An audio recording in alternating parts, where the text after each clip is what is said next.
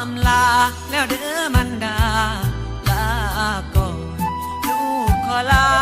จากจรขอลาไปก่อนมันดาข้าเอ่ยถึงลูกจากไปจะบอกไปรับไป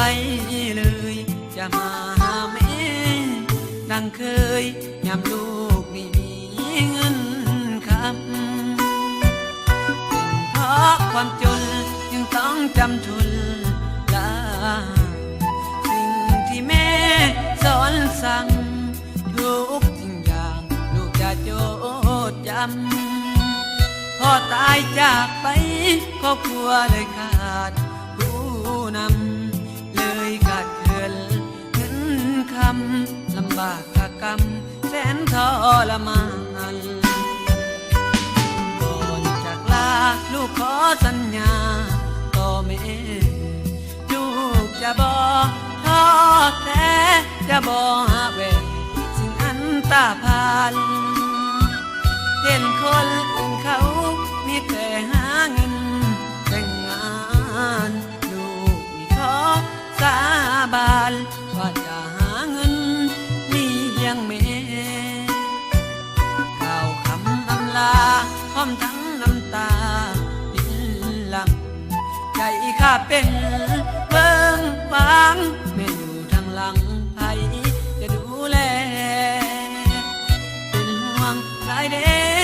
ยามสิไก่ไหลเมหากมีเงิน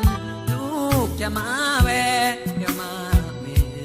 เหมือนเดิม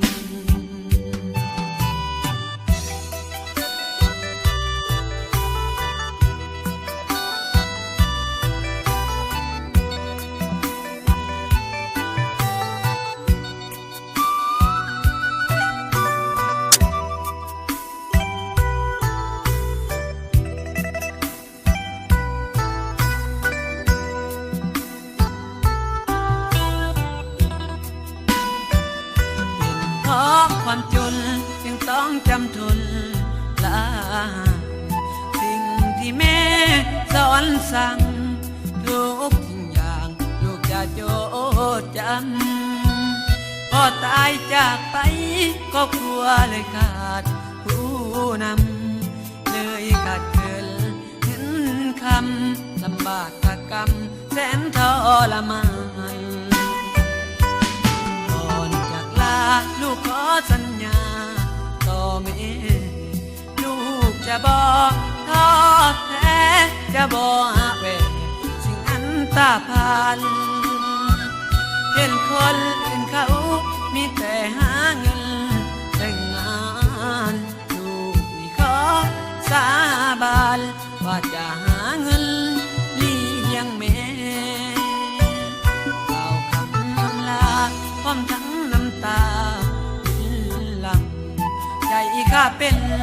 เบิ่งหวังแม่อยู่ทางหลังไผจะดูแล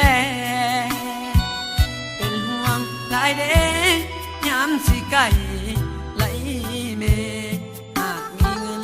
ลูกจะมาแวะอย่ามา